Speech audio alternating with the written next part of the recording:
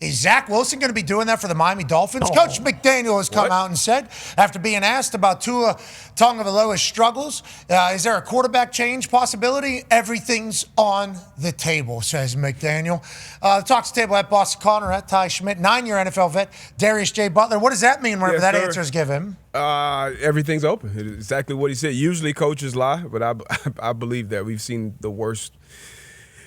Some bad football. I won't say the worst. There's been some bad quarterback play this year, but it's been some terrible quarterback play. We talked about all the reasons earlier with all the quarterbacks in his class. When you're at this point in your career, you can't do some of the things that Tua has been doing. BA, when a coach says this publicly, that means conversations have already happened behind closed doors, that he's allowed to say that about the franchise quarterback you've already paid? Yeah, I think it's already been set in stone. We're switching.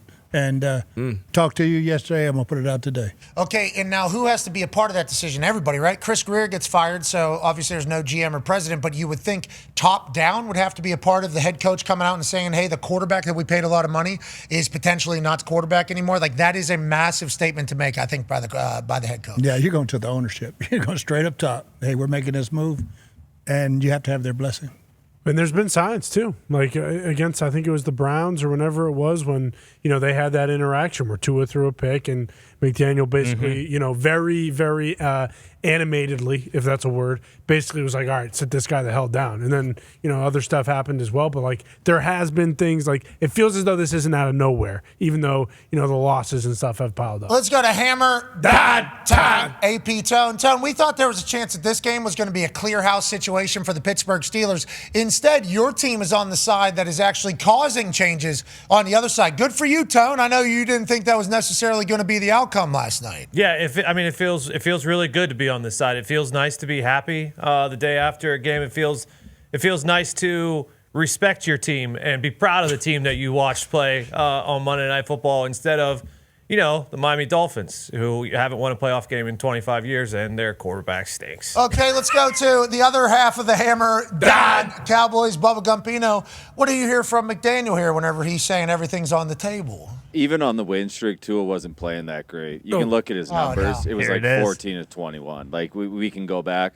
Give me Quinn Ewers as well. I don't need to see Zach Wilson. Let's trot out the rookie. Okay. Yeah. Quinn Ewers goes from first overall pick to seventh rounder somehow. I don't know how that took place for his college career, but maybe him in McDaniel's system, maybe he is the one that needs to do it. And Zach Wilson, what have you been so negative about? A lot of quarterbacks that have left New York have gone on to have prosperous careers in their second chapter, third chapter. Ewers already jumped him for backup in one game. He came in that Browns game, so it has happened before. So I imagine it is on the table. I think I saw Ewers in a shiesty last night, and I said, I forgot Ewers was on the Dolphins. Is that what you did as well, AJ? Yeah, a little bit, but can any of these guys save his job, the head coach's job? Well, that's the thing, especially with this offense, right? Because there's a lot of shit to it. It's kind of what we learned through the what if Ewers comes in and lights it up then? Could McDaniel say, hey, man, I told you, like, Tua's just not seeing it how I see it, but other guys will?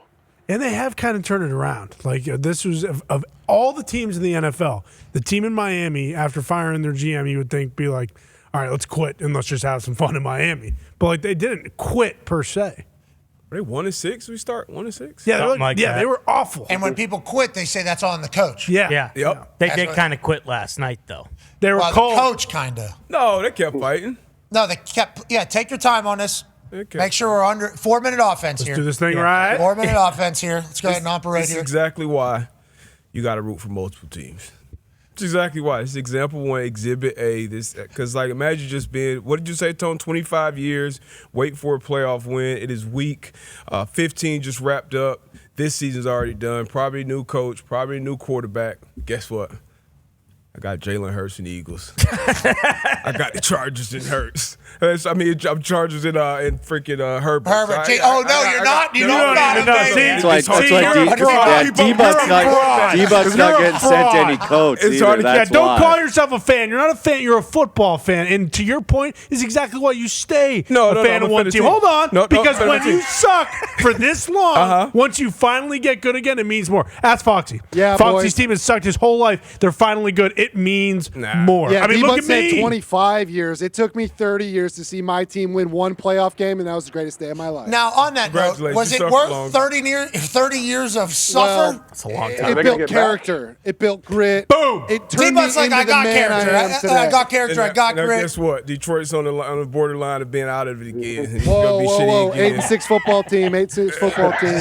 Borderline right now. Hey, root for multiple teams. Look, I'm a fan of play. I'm blood in, blood out with the Dolphins. I'll forever be a Dolphin fan. It sucks, yeah. Same thing with the Colts. That's my football family, football home. So that's one side of the bucket. And It's another bucket where, as a player, I'm a fan of players. I'm a huge fan of Herbert, huge fan of Hurts. So they made me a fan of their team. So it's two different buckets, but I'm going to enjoy every football season. Ex-players. Everyone. Ex-players can also do that. Agreed. Yeah. You can do that. Because I see organizations differently. I know Right. Facebook- Well, and also, Yeah. all Yeah. these teams could have drafted you. For instance, I grew up in Pittsburgh. Steelers could have drafted me. Uh-huh.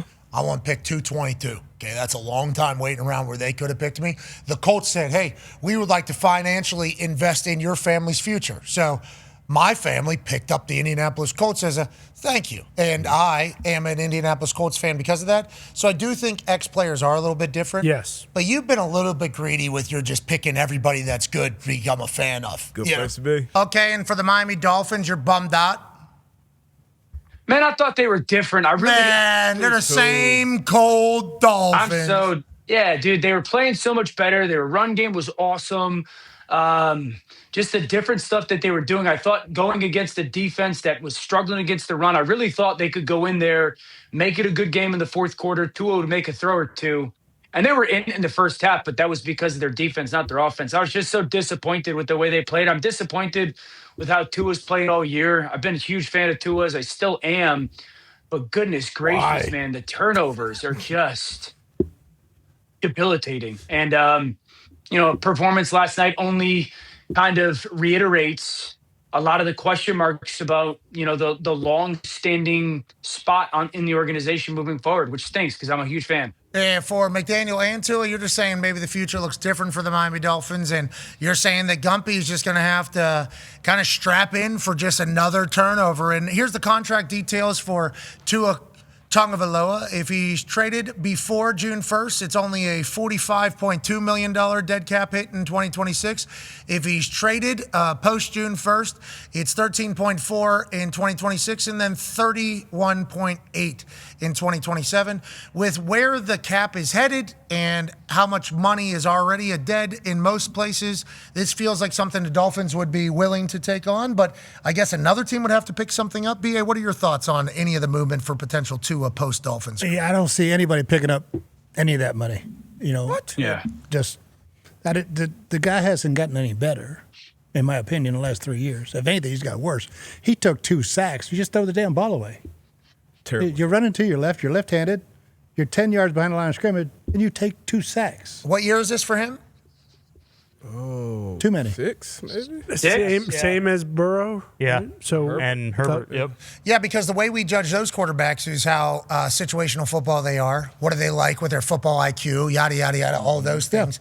And you talk about if Patrick Mahomes was to take a sack and not throw the ball away or something like that, we would bury him, obviously. Whenever we talk about guys who are in their 6th year, whenever we're talking about being in their 2nd contract, show me the money. To a bunch of fans that are showing up at a free event, probably because they do not have the ability to get tickets. So screaming that. We're talking about at least becoming an elite quarterback. Like that is kind of the goal of the entire thing. And you're saying there's too many things that are just like very much on display. That like Dan said, the first interception. He's got a 2-man route. They're playing cover 2. Yeah. You're trying to throw a corner route with nobody in the flat to hold the corner, and you throw it right to the corner. I mean, Asante Samuel's just standing there. Throw me the ball. And he did. I mean, that's inexcusable for a 6-year vet.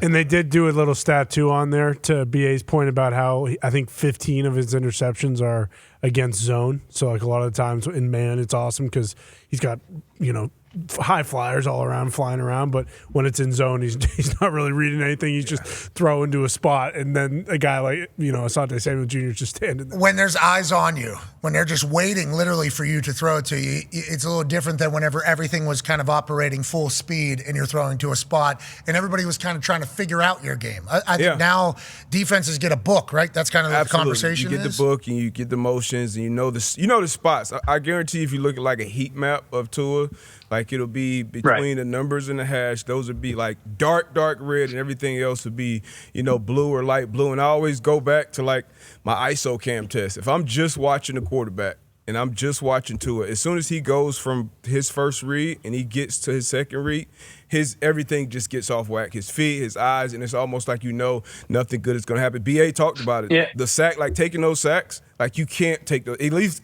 make it a situation where you got to think about going for it in this situation. But when you take this sack, this is like something we talk about with rookie quarterbacks, where it's like, okay, you got to get used to the time, understanding that throwaway is a good play. Like we're in it was 14-3. Yeah, we can't have these conversations. You're looking at his class, you're talking about Burrow, Herbert, Hurts. Like those look like veteran quarterbacks. They'll have a bad day here and there, but 9 times out of 10, they're going to make the right plays. All right, let's move past the Miami Dolphins, which look like a sad franchise. Yeah. Absolute shite. Looks like it's the Finkel days almost, but they can only dream to have a moment in which a missed kick would matter. Right? They're in the middle of the purgatory, too, where they've won enough games where they won't have a big How's nice the 14th pick?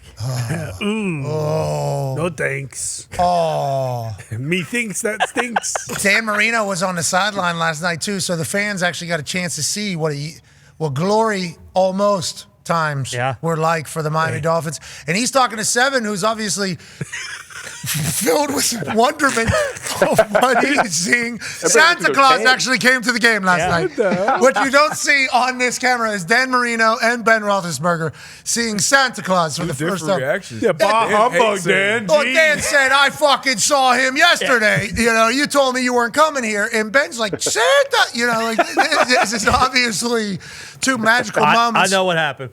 Okay. Ben saw Aaron spin it, was like, oh, we're awesome. Okay. And Dan saw it, was like, oh, we're fucked tonight. So it's not. So it wasn't Santa Claus. I think it was a little bit of both. Threw that pick. Oh, jeez. Okay, that is potentially that moment. Actually, we would like you to tell us what this moment was. What do you think this reaction was to? Go ahead and comment below or post on X below or put in the Instagram comments below. Best responses will make the program tomorrow.